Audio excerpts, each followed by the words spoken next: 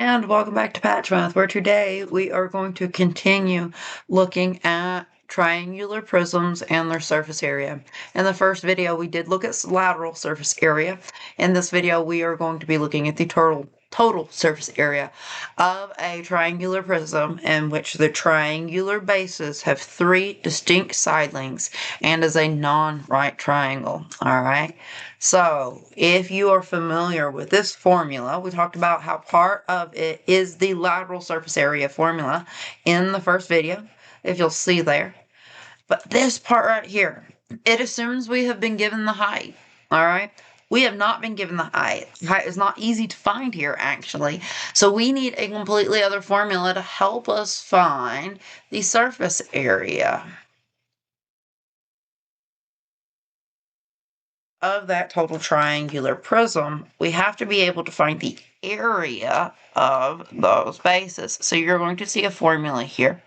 If you do not know the height, if we are not given, or not if we cannot easily find it, sometimes you can easily find it.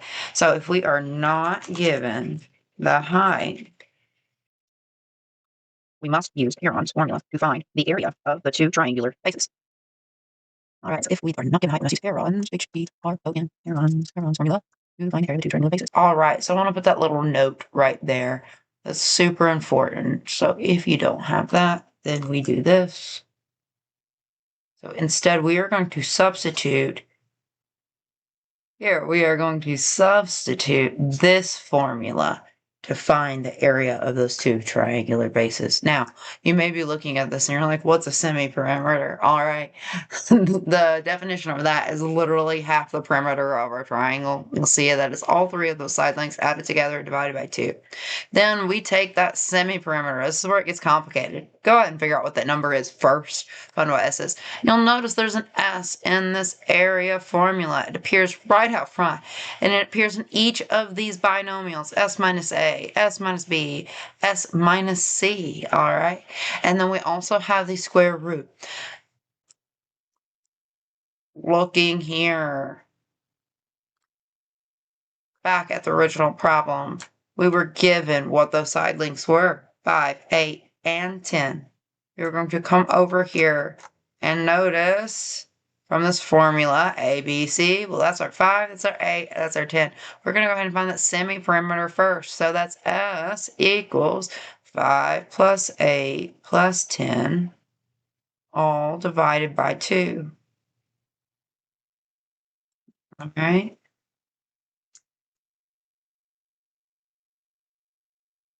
You can type that into your calculator if you want to. In the first video, we saw that 5 plus 8 plus 10 is 23 over 2. And I would just keep that in fraction form. I prefer fractions. If you want to go ahead and do decimal, that is fine as well. 23 over 2, and that's 11.5.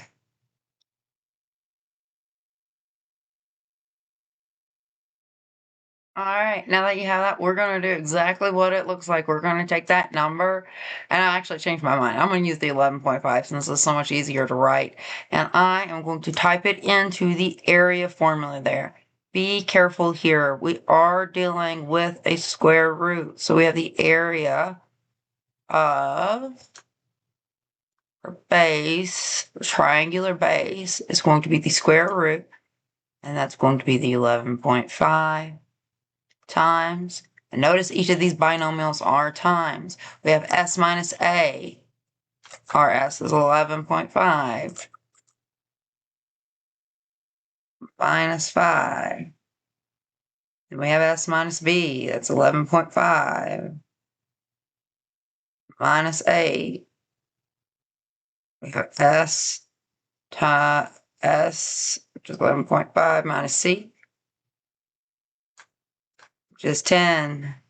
I gotta extend that radical out because I write big. All right, it's always good to check your formula, especially to make sure you don't have copy over error. That's my number one error. We've got all of our S's in the right place. You can go back to the original to make sure that we get the 5, the 8, and the 10. And yes, we have 5, 8, and 10 there. do yourself a favor, type this all into your calculator. I wouldn't really try to do anything from there unless we end up getting, let's see what the directions say here. Does it say it around? Due to the grade level that this problem was assigned, for anybody who is below grade 9, go ahead, type that into your calculator and give your equivalent decimal. So I'm going to go ahead and do that myself. All right, so I just typed that one into my calculator, and I don't know why I suggested you use radical rules, because please don't. If you do use radical rules, it is a very, very, very, very, very, very, very hard problem. You'll want to leave that 11.5 in fraction form. However, for the grade level, for the student that I am assisting with this problem, you will be expected to find the an estimation. All right, they'll usually tell you where to round, or your teacher have a standard rounding point at this time, like at this point in the school year.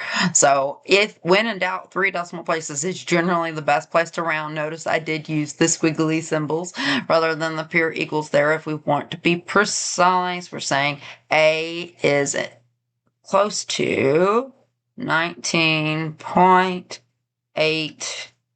1. We've got a 0 followed by another 0, so it will stay 0. We are dealing with meters squared here because we just found the area of our triangular base. So if you want to mark this with a little b to help you know, you just found the area of your triangular base. Now, here's what's important. If you don't have the height, all right, remember, we won't be using this. That's why we didn't use this today. Instead, we use Heron's formula. But this part of the total surface area, always being the perimeter times the length plus 2 times the base area, that's the triangular base area, we still have to take this base area and multiply it by 2. Now, you may be wondering where that comes from. All right, so that's what we found down here, multiplied by 2. And that is because if we're finding the area of the net of this thing, if we were to lay it out flat, we already found the lateral surface area, which was the 3 rectangular faces and their area added together. Now we've got 2 triangular faces. So that's where that comes from. And I like that this image had the 3D construction of it because it's so much easier to see. 1, 2. So we do still have to multiply this by 2. Whenever we bring it up here to our formula. So this was lateral surface area. I'm going to snip this, bring it on down so you can see where it's coming from.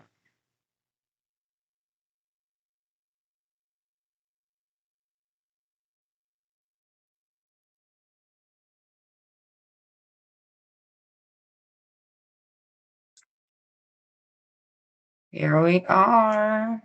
Don't forget in the last video, we had our lateral surface area right here. I'm going to go ahead and grab that.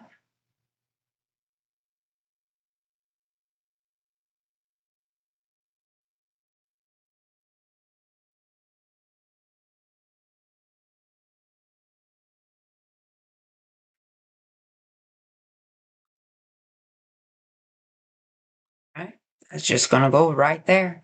And then we have plus 2 times area of the triangular base. We did use an estimation. If you want to leave what the decimal is in your calculator and to multiply it by 2, you're going to get less round off error. Just a little hint there. All right. And there you go. So I'm going to take this part off so that way it doesn't confuse anybody. That's for lateral surface area plus the area of the 2 bases that's going to give you your total surface area. Put that into your calculator and you are done. All right, and because I believe that understanding where round off error can occur, here is what this will look like in your calculator if you do it both ways. Notice this keeps the radical form when I multiply it by the 2, and then add on the lateral surface area. And this is using the rounded version that we found earlier in the video. if we were to round them to the same third decimal point, you're not even going to see the round off error up here. So in this scenario, it's not really going to make much of a difference for you. And so you can use either one of these. This is your total surface area. Right. So total surface area, we are dealing with a two-dimensional measurement. So we do want to make sure we have units on this. And if you look back at the earlier problem, we'll see that we were dealing with meters. So this is meters squared. What I also liked about this problem is it went ahead and told you in the problem that your final measurement would be square meters. If you forgot, sometimes they're not kind enough to give you that. Look at my horrible 2 here. Let me fix that too. 419.12 meters squared. And we are done. And look at the difference of that compared to when we were finding lateral surface area. All right, in the first video. And there you have it. Your math knowledge has just been patched on how to find the surface area of a triangular prism when we are given 3 different side lengths and not the height.